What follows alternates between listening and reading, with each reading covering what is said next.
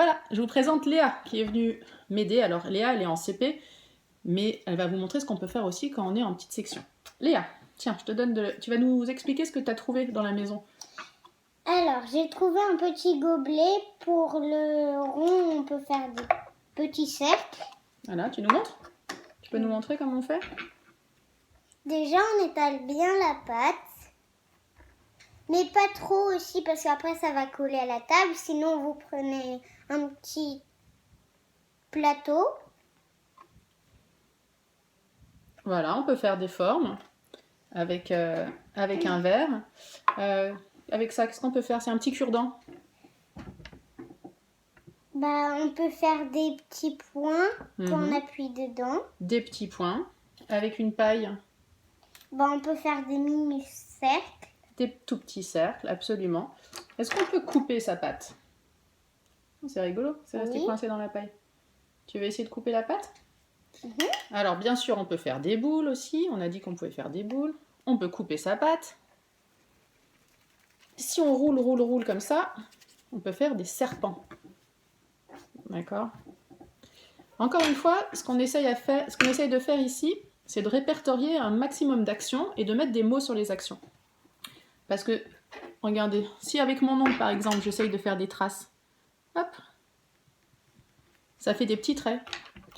On ne dit pas si c'est beau ou c'est joli, c'est juste que là, en fait, l'action, c'est qu'on a réussi à faire des petits traits. Donc une prochaine fois, quand l'enfant sera plus grand, si un jour il veut faire des cheveux, par exemple, à une de ses créations, il se souviendra qu'en utilisant son ongle, ça peut faire des petits traits qui peuvent ressembler à des cheveux. Ou alors, qu'est-ce qu'on pourrait faire d'autre, Léa? Cette pince, qu'est-ce que tu vas faire avec cette pince? On peut appuyer à l'envers comme ça fait comme des cercles de roues. Ah, tout à fait, tout à fait. Alors je vais vous montrer un petit peu le résultat, là, si j'arrive à le décoller. Plein d'actions différentes. Et regardez, si on appuie très très fort, ça troue la pâte même.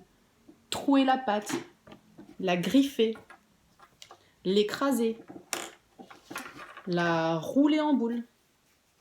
Autant d'actions que vous pouvez décrire à votre enfant. Et puis, n'hésitez pas à faire des petites galettes et chercher toutes les décorations qu'on peut faire sur sa galette. Par exemple, là, je vais juste faire des empreintes avec mon couteau. Je vais faire un quadrillage. Hop! Cette petite galette, elle est prête. Je la mets de côté à sécher. Tu veux nous en faire une? Tu veux décorer une galette, Léa, pour nous, s'il te plaît? Vas-y. On peut utiliser aussi ça pour faire un petit rouleau, regardez. Tu griffes? Alors c'est intéressant parce que quand elle griffe avec le cure-dent, ça fait comme des petites irrégularités. On dirait du pain. Et moi, regardez, sur ma galette ici, je vais faire plein de petits trous. Je vais percer ma pâte, la trouer. Et maintenant, on peut les comparer. Comparer, c'est intéressant aussi. On peut décrire ce qu'on voit et comparer. On peut aussi dire ce qu'on préfère, ce qu'on n'aime pas. Ah, regardez, avec le cure-dent, ça donne ça. Intéressant. Je pense que vous avez compris. Et je vous souhaite de bien vous amuser maintenant. À bientôt. Tu veux dire au revoir? Au revoir.